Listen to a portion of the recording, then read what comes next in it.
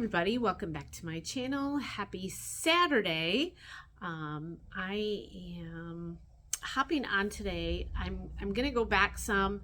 I have been doing my YouTube channel, I think it's 5 or 6 years that I've been doing this, but when I started real slow and have really only jumped into this in the last year or so. And I'm gonna go back and remake some of my older videos just to kind of update and give more information that you guys have been asking about recently. There are a lot of new people on here, so welcome. I'm glad you're here. One of the questions I have been getting a lot lately is in regards to the different breeds of the rabbits and how I go about choosing which kind to spin and all of those things. So I am going to be talking about that the next few videos. And actually, I do have quite a few videos planned out. As usual, I keep thinking I'm going to run out of ideas, and I continually get new ideas. I actually have a new rabbit coming next week. I won't tell you what, but it'll be a surprise. I get her Tuesday, so that will be my Wednesday video. And then right now, I am planning on interviewing Stephanie from Rabbitry and Yarns. She used to be Razzle Dazzle Rabbitry, and I'm going to be interviewing her next week. And the only thing that will change that plan is if our daughter, who is getting ready to have a baby any day, happens to have the baby and I need to go down. I'm going to go down and stay with them for a few days. So if that happens, then I'll have to postpone that interview, but I am planning on doing that next week with Stephanie. She has a lot of knowledge and she's doing a lot of cool things right now that I specifically want to talk to her about. But I think we're going to try to make these more regular videos, kind of back and forth with the two of us, and maybe get some other people involved if we can. So that's this coming week's video. Like I said, today is Saturday, so this one will come up tomorrow morning. And I am going to start a series. I know I have the color genetics series that I keep teasing you guys with, and I keep putting it off. I've been doing some digging the last couple of days into the color genetics, and it's just so scary to me. I don't know why. It's because it's that sciencey thing, and I struggle with science sometimes. So I am starting to work through some of that. I find it interesting going through some of these color genetic websites of people that do really have knowledge. And oftentimes I find, and I need to talk to somebody about this, I'm not sure who to contact about this, but I find that different websites with information about Angora color genetics, one site might say something like a certain color, and then the other website never mentions that color. So I don't know if there's variances in the colors and why one website wouldn't discuss a certain color, which we're going to talk about a little bit with her. So that's what's coming up here in the next few weeks. So today I'm starting the Angora rabbit breed series. I'm going to do each rabbit individually just to give you the basics on them, what to expect if you're new to Angora rabbits, the best rabbit I would start with, all of those kind of things. So that's what we're going to talk about today. We are going to start with French Angora rabbits. That's specifically what I'm going to talk about today. And part of that reason is if I were a beginner spinner. Now, keep in mind, I mention this all the time, I am not a show person. I don't do Angora rabbit shows. I don't know if I ever will do Angora rabbit shows. It hasn't really been anything that I've desired to do at this point. Although I would like to learn more about showing so that I could be able to teach that kind of thing. Whether or not that happens, I don't know. But right now I am strictly a fiber spinner. That's what I'm looking for in my rabbits. So I'm not necessarily looking for body type and all of the things that you have to look at when you are showing rabbits. So the information I give you today is going to be just the basic breed specifications, not necessarily the show specifications, if that makes sense. I have with me today, this is Juniper Berry. She is a French Angora. She is actually, her color is steel blue. And she is pedigreed. And I bought her from a friend of mine. And so I know that the color, I often question myself when I'm coloring my rabbits, when I'm doing that, when I'm putting it on their pedigree to say what color they are. I have to really dig deep into things to figure out what color they are. So she is a steel blue. And I don't know that the blue hue is going to come off on the camera, on the video. It really does show, like me looking at her, I can see that. So she is a blue steel. I do believe there's also black steel color, if I'm not mistaken. But again, that's for the color genetics video. So let's talk about French Angora, just the basics, what you can expect. And actually, I picked her first. I picked French first is because if I had to start with one rabbit breed for spinning, French is the way to go for me. Even over the German Angoras, which need to be sheared. They're not necessarily combed out on a regular basis. They're sheared down once every 3 months. I would still choose a French Angora. So let's talk about basics. Typically, French Angoras live anywhere between 7 and 12 years old is what they say. They live, actually the English Angoras I think are 4 to 8. So French tend to live a little bit longer. In my experience, I have had long living rabbits. I have been very fortunate in this.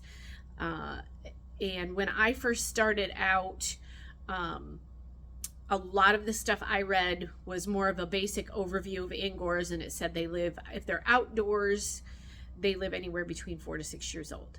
I've always found it to be more than that with all of my rabbits. So she is 3, I think she's 3 or 4. I can't remember. I didn't pull up her pedigree. So she's been with me a couple of years now, and they get to be between 7 and 10 pounds. When you're showing a rabbit, it's more specific, I believe. I think they want it between, what did I read? I think it's very more, there's a smaller margin for the weight when it's a show rabbit. So it's very specific. It's like 7.5 to 10.5 or something like that. It might be even smaller than that. I can't remember. But they get to be 7 to 10 pounds. As you can see, when you talk about furnishings, the word furnishings, she doesn't have facial furnishings, and you'll be able to see this better once I do the English video, but she has what you call a clean face and clean feet. Her fiber comes mainly from her body. There's not a lot on her feet. You can see that. And her face is a clean face. She doesn't have tufts on her ears, which I also believe is a showmanship, not a restriction, but I think they want not a lot of tufts if you're going to show a French Angora. And if I mix those up while I'm talking, I apologize. I want to specifically focus on the French Angoras today.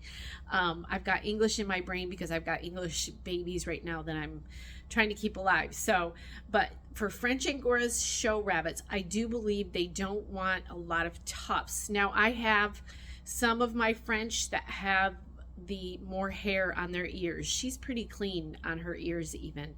So that's when they say facial furnishings, she has a clean face, and that's what they're talking about. I do have notes here just to make sure I cover everything. Like it or not, and I really, this is one of those things I don't have a opinion one way or the other. Angoras are a dual purpose rabbit, meaning that you can use them for fiber and for meat. That's not something I do, but if I had to, I would. I have no problems with that. So just for some of you out there that may want to consider a fiber in meat production, this might be the way to go, because they are dual purpose, and they're good sized rabbits. The French are. When you get into the German and the giant Angors, they get even bigger. So the French ones are kind of the middle of the road ones. The French have a lot of guard hairs, which make up a lot of the color variances that you're going to see too. They have a richer color than what the English might have because of their guard hairs. So the guard hairs are what makes the beautiful halo effect in when you do yarn. So you're going to have more of a halo yarn when you're using French Angora fiber over the English Angora. It all kind of has a halo, but if you want a really high halo look, and when I say halo, it's that the poof, or it literally looks like a halo. It's the guard hairs coming out after you've spun the fiber is what it is, coming out of the yarn. And so French are going to have a really high guard hair amount, which makes it easy to spin. It mats less. And so you're going to have less grooming on your French Angora. It's going to be easier to groom. You'll have a lot less mats to cut out, to keep up with. So they're a little bit easier to care for because of those guard hairs. It also makes their colors more distinct and gives you a beautiful yarn. So this would be my number one choice. If I were to only have one breed of Angora, it would be the French Angora. Angoras overall are docile, gentle creatures for the most part. That's not to say that there might be one that you have or a couple that you have that their personalities aren't so docile. Those do come, but as an overall breed, they are known for being a very docile rabbit. As you can see, she is just sitting here on my lap. I've got dogs at my feet, and she's on my lap sitting here with me. We talked about dual purpose. Let's see. And guard hairs, they do have the highest amount of guard hairs out of all the rabbits. All of them have a little bit, but the French ones have the most. You can get anywhere from 4 ounces of fiber to 1 pound of fiber per year off an Angora or a French Angora rabbit. So when you think of it being 1 pound, it doesn't seem like a lot when you think of alpacas or sheep or anything like that. When you think of poundage, I've got floaters. You can see all of her fiber floating around me.